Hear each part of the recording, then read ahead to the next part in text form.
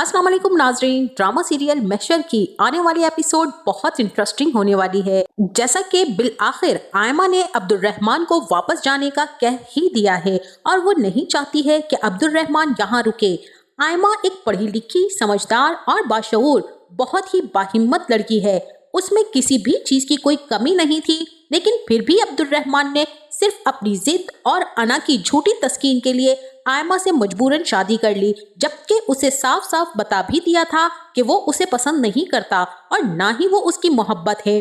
फिर भी मजबूरी की ही सही, शादी के बाद जो भी हालात रहे उसमें अब्दुल रहमान ने अपना शौहर होने का हक पूरी तरह से इस्तेमाल किया। फिर आयमा को छोड़कर अपने ख्वाबों की ताबीर के लिए चला गया। अब अब्दुल रहमान जो कि खुद तो रुकना चाहता था, मगर इस बार आयमा नहीं चाहती कि वो रुके, क्योंकि अब्दुल रहमान दूसरी शादी कर चुका है और इस बात को आयमा ने पोशीदा रखा है।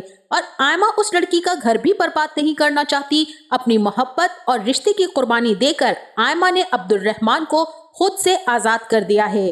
उसके बावजूद आयमा की ख्वाहिश के मुताबिक अब्दुल रहमान ने उसे अपने निकाह से आजाद नहीं किया।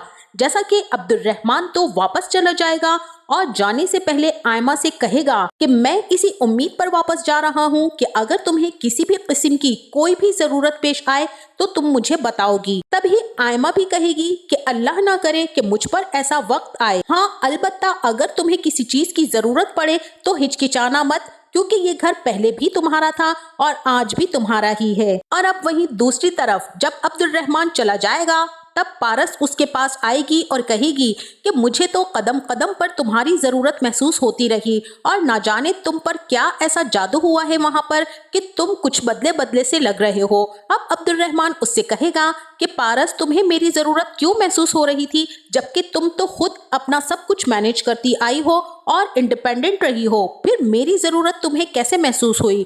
अब पारस कहेगी कि तुम में कुछ खास है जो किसी और में नहीं है, तुम्हारे बगैर मुझे सब कुछ अधूरा लग रहा था। तब अब्दुल रहमान कहेगा कि कुछ भी नहीं है मुझ में और दुनिया में ना जाने कितने ऐसे लोग हैं जिन्हें मेरी कतई तौर पर कोई जरूरत नहीं है और मेरे होने ना होने से उन्हें जिंदगी में कोई भी फर्क नहीं पड़ता। और इसी के साथ दूसरी तरफ जब मिसेस गिलानी आयमा से मिलने आएंगी तभी वहां पर डॉक्टर साहिबा भी आ जाएंगी, क्योंकि आयमा की तबीयत नासाज थी और वो चेकअप के लिए आएंगी। आयमा को चेकअप करने के बाद जब डॉक्टर साहिबा मिसेस गिलानी को वहां देखेंगी तब आयमा खुद ही उनको बता देगी कि आयमा प्रेग्नेंट है। ये सुनकर मिसेस गिलानी तो बेहद खुश होंगी और कहेंगी कि तुम्हारी प्रेगनेंसी को इतना टाइम हो गया है तो तुमने किसी को भी इस बारे में नहीं बताया। लेकिन मिसेस गिलानी ने भी बाल धूप में सफेद नहीं किए। वो समझ जाएंगी कि ये बात अब्दुल रहमान से भी छुपाई गई है, वरना वो बहुत खुश होता और वो कभी भी ना जाता। अब आयमा उन्हें बताएगी कि जी चची जान, मैंने खुद अब्दुल रहमान को नहीं बताया क्योंकि मैं नहीं चाहती थी कि वो किसी भी चीज को जवाज बनाकर यहाँ पर रुक जाए और मैं ये भी नहीं चाहती कि ये बच्चा उसके पैरों की बेड़ियां बन जाए।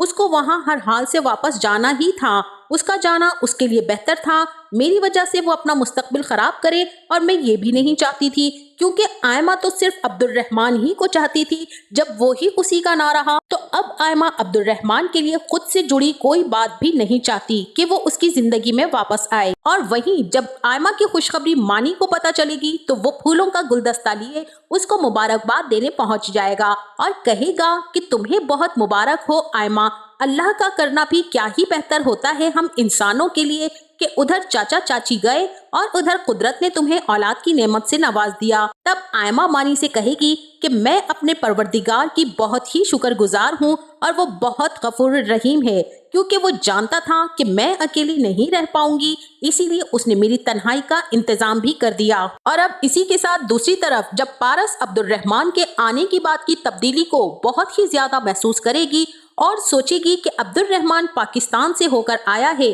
कहीं ऐसा तो नहीं कि वो किसी पाकिस्तानी लड़की को पसंद करता हो।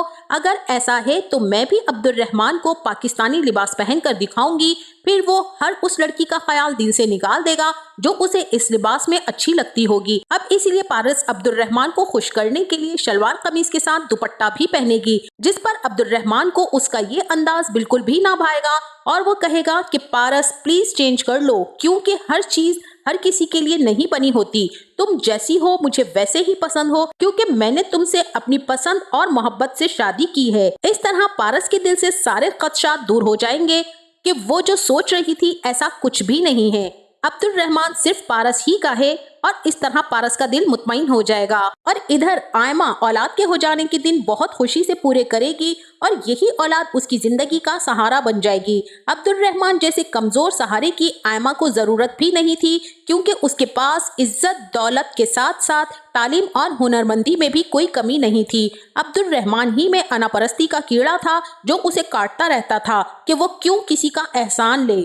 ویسے یہاں پر آئمہ بھی بالکل ایسی ہی ہے اور یہ دونوں ایک میان میں رہ بھی نہیں سکتے تھے۔ اب سوال یہ ہے، کیا آئمہ اکیلی سب کچھ سنبھال پائے گی یا پھر کوئی ایسا سین ہوگا کہ عبد الرحمن واپس آئے گا؟ مجھے تو یہاں پر ایسا لگتا ہے کہ جب اسے بچے کا پتہ چلے گا تب ہی وہ آئے گا اور اس کے پیچھے پارس بھی آ جائے گی۔ آپ کا اس بارے میں کیا خیال ہے؟ ہمیں اپنی قیمتی رائے سے ضرور آگاہ کیجیے گا۔